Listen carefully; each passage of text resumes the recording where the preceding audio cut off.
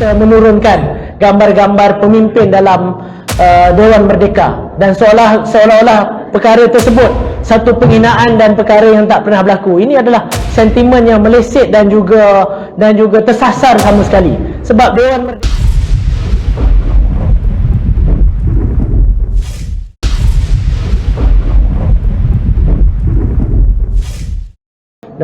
UMNO, MCA dan juga MIC dan juga BNYV juga bergerak di peringkat negeri, di peringkat kawasan parlimen dan juga di peringkat nasional. Jadi ini adalah asas pengenalan struktur yang ada dalam Barisan Nasional. Jadi tuan-tuan, puan-puan, saudara dan juga saudari sekalian, dengan adanya kerjasama ini, insya-Allah saya yakin dan percaya ianya akan memberikan nilai tambah dalam gerakan politik, khususnya anak muda dalam negeri Selangor dan juga di peringkat nasional. Kerana kita yang ada pada hari ini semuanya mendambakan dan juga membawa satu naratif politik yang matang, politik yang progresif dan juga politik yang tidak ekstrim, iaitu kita mesti berada di dalam sentris, kita mesti berada di tengah-tengah. Kita tidak ekstrim to the left ataupun ekstrim to the right, supaya dalam apa juga keadaan kita berada dalam keadaan yang aman, makmur, dan juga kita tidak menimbulkan sebarang perkara-perkara yang tidak wajar. Dan dalam tempoh penggal PRU 15 ini, kita sebenarnya secara langsung ataupun tidak langsung telah pun memulakan kerjasama di peringkat anak-anak muda ini, bukan sahaja dalam Pakatan Harapan tapi juga dalam Barisan Nasional. Ramai di kalangan kawan-kawan yang hadir pada malam ni, kita dah pernah bekerjasama dah dalam platform yang berbeza. Tidak semestinya platform politik, tapi kita bekerjasama dalam platform belia dan sebagainya. Saudara Martin sebagai contoh di Sepang, kita telah pun bekerjasama dalam gerakan belia. Saudara Koyum, saudara Amar, kita dah bekerja dalam peringkat pentadbiran dalam negeri Selangor, dan juga kawan-kawan yang lain, saudara Izzuan dan juga yang lain-lain. Jadi kita hari ini cuma perlu duduk semeja dan juga align semula kita punya political wisdom dan juga perjuangan politik kita, agar kita dapat menyatukan dan juga berpadu dalam semangat geng perpaduan dan juga dalam platform gagasan kerajaan perpaduan yang telah tertubuh di peringkat nasional pada November yang lepas. Jadi di peringkat negeri Selangor, inilah formula terbaik untuk kita mencipta ataupun membina satu kerajaan yang lebih kukuh, yang lebih convincing untuk kita mentadbir dan juga mengurus negeri Selangor ni dengan lebih baik lagi.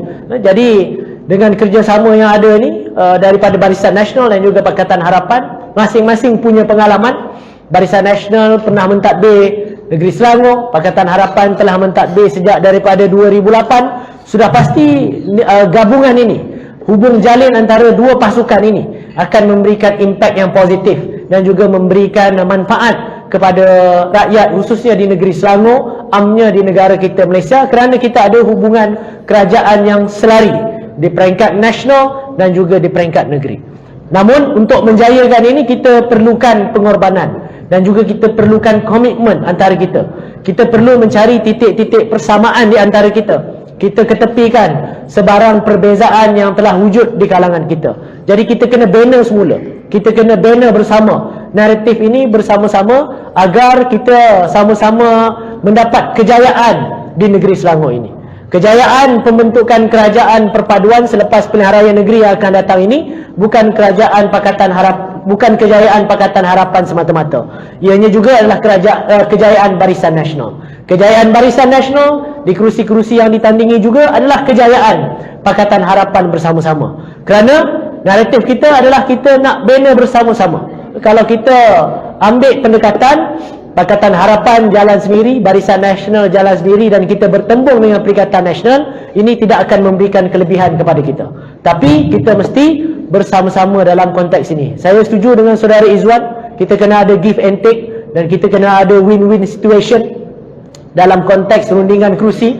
Saya percaya kita dalam generasi muda, dalam sayap pemuda dan juga dalam gerakan pemuda ini, kita serahkan sepenuhnya kebijaksanaan pucuk pimpinan di peringkat negeri dan juga di peringkat nasional. Saya percaya kerusi-kerusi telah dirundingkan, everything put on table, dan juga telah pun dibincangkan dengan secara detail dan juga dengan penuh bijaksana.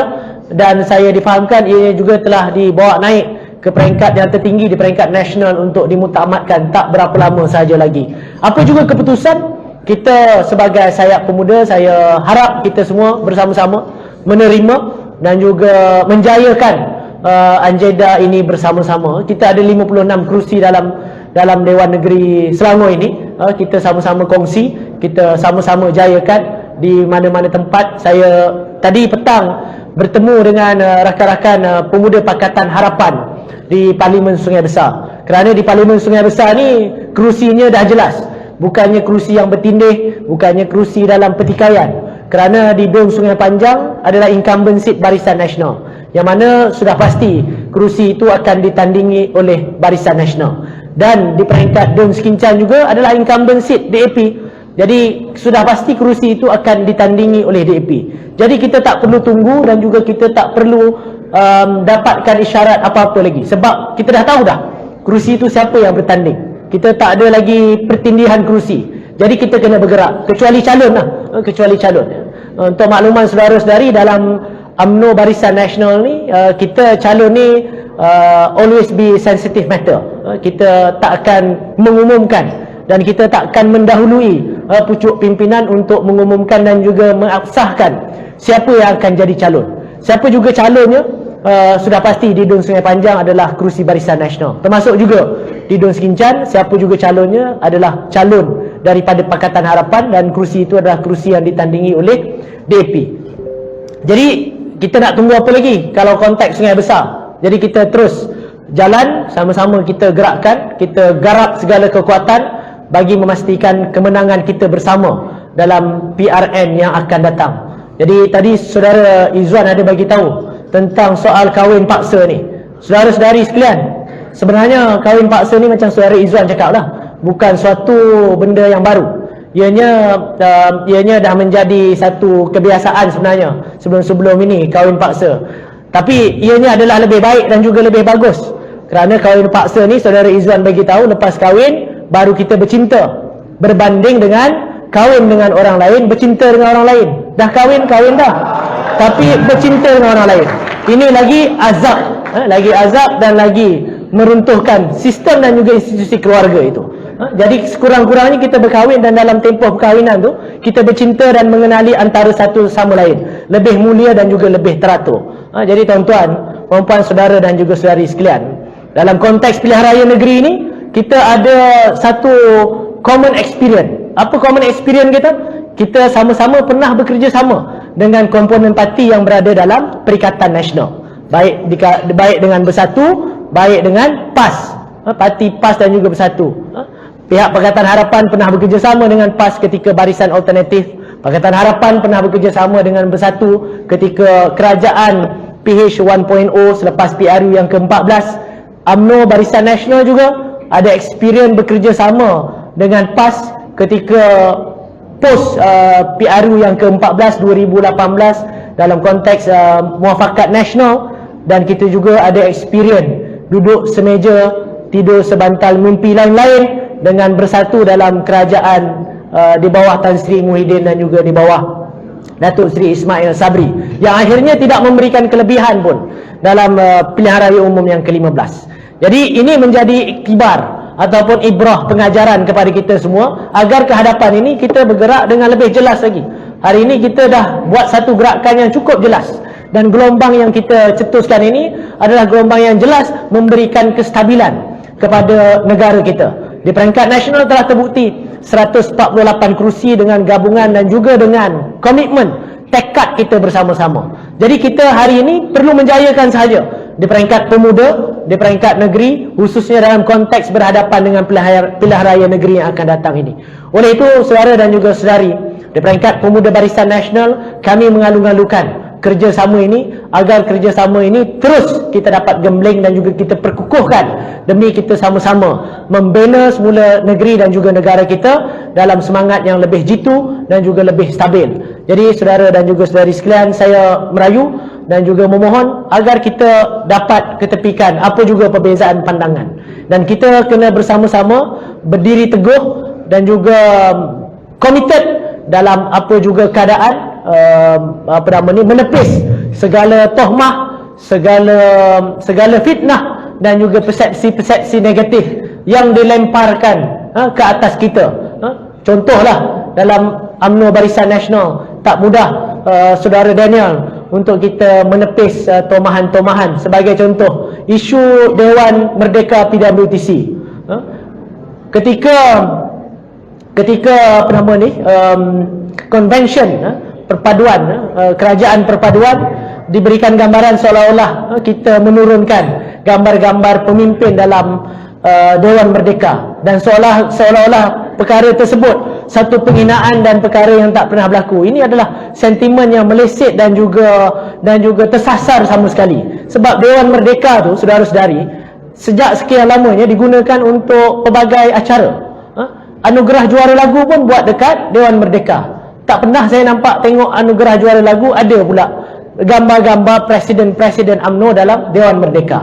Tapi tuan-tuan dan puan, saudara-saudari, sepanjang apa nama ni, jalan di Aras 4 tu daripada pintu utama, ada gambar presiden UMNO yang lebih besar lagi, tak pernah diturunkan.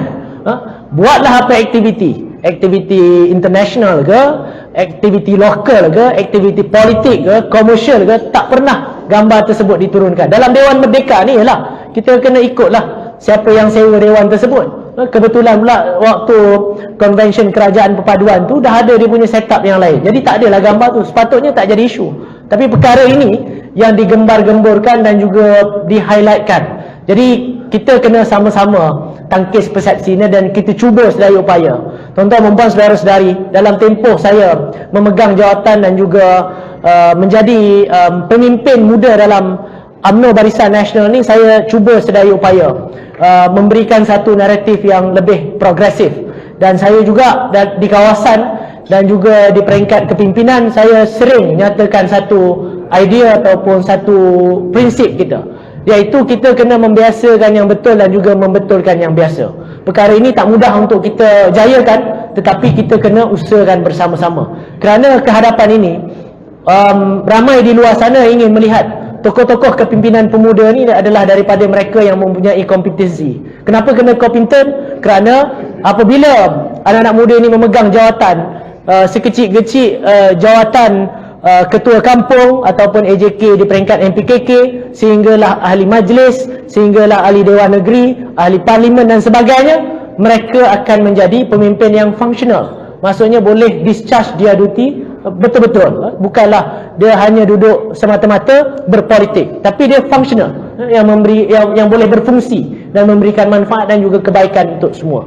Jadi pemimpin mesti kompeten. Yang keduanya mestilah transparent, kerana transparansi inilah yang akan membawa kepada accountability, kebertanggungjawaban. Jadi perkara ini yang kita perlu sama-sama jayakan dalam konteks menawarkan sesuatu nafas dan juga naratif baru kepada anak-anak muda. Ini harapan kita dan saya harap kita dapat jayakan bersama-sama dalam konteks geng perpaduan. Dan akhir kata, saya menyeru semualah agar kita sama-sama bina bersama negeri dan juga negara kita. Wabillahi taufiq wal hidayah. Assalamualaikum warahmatullahi wabarakatuh.